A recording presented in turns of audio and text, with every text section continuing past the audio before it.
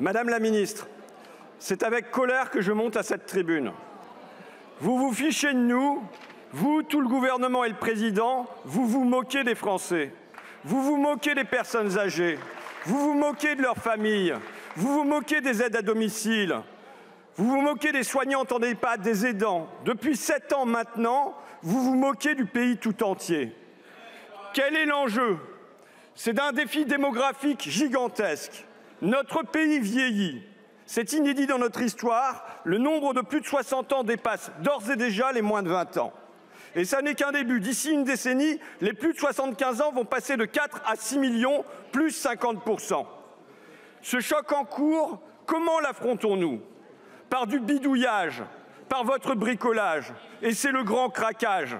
Le grand craquage des aidants d'abord, des familles toujours en première ligne, du lundi au dimanche, jusqu'à l'épuisement, jusqu'à la dépression et souvent jusqu'à la mort.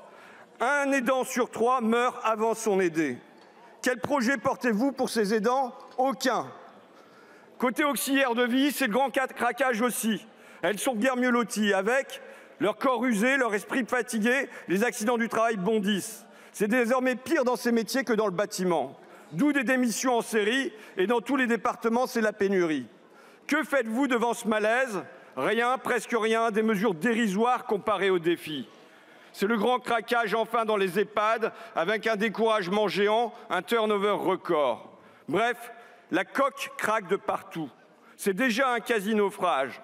Et pourtant, je le redis, nous n'avons pas encore affronté le raz-de-marée. Il nous faudrait réparer d'urgence, mais il nous faudrait inventer également.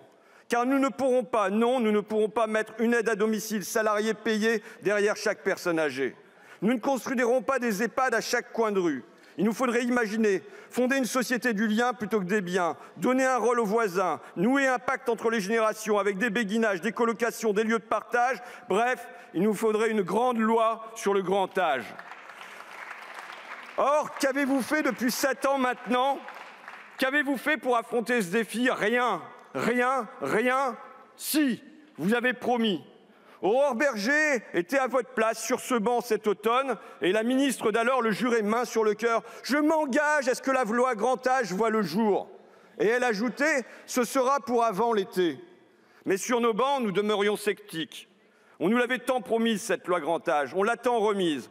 Emmanuel Macron lui-même s'y était engagé, après lui Agnès Buzyn, Olivier Véran, Brigitte Bourguignon, Jean-Christophe Combe. Aurore Bergé, à son tour, reprenait donc le refrain des promesses et elle insistait avec force. Il va de soi que la Première ministre a donné son accord. Et de fait, Elisabeth Borne le confirmait. Oui, la loi grand âge arrivait. On avait presque fini par le croire. Un peu, par naïveté. Il fallait pas. Il faut jamais vous croire. Car aujourd'hui, lorsqu'on vous interroge, lorsqu'on vous interpelle, quand on vous demande quand cette loi grand âge verra-t-elle le jour, comme réponse, nous n'avons que le silence. Un silence gêné, silence dans le discours de Gabriel Attal, silence dans les grandes déclarations du président Macron. Vos silences sont des aveux, vous avez renoncé. Vous trahissez 7 années de promesses. Dans une démocratie pour de vrai, Madame Buzyn devrait s'expliquer. Dans une démocratie pour de vrai, Madame Berger devrait s'expliquer. Monsieur Véran devrait s'expliquer. Madame Borne devrait s'expliquer. Et par-dessus tout, Monsieur Macron devrait s'expliquer. Mais non!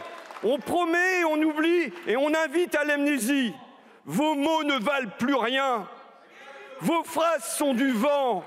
Plus personne ne vous croit. Vous n'existez pas. Un seul ministère existe et dirige tout, l'économie. Bruno Le Maire règne en maître, ou plutôt en petit comptable minable, avec sa courte vue, avec son unique obsession. Réduire les impôts des riches, baisser les taxes des firmes, leur accorder même à eux, à vos amis les nantis, des dizaines de milliards d'aides à bourse déliée. Et le même Bruno Le Maire a ensuite le culot d'hurler le déficit. Bien sûr, c'est vous qui tous les jours le creusez. Et le petit marquis de Bercy décide alors, depuis son château, de couper dans les dépenses des manants, les dépenses pour l'éducation, pour la recherche, pour l'écologie, pour la santé, pour nos enfants et nos aînés. Voilà sa voie pour la France et il s'en vante, une France rétrécie, rikiki.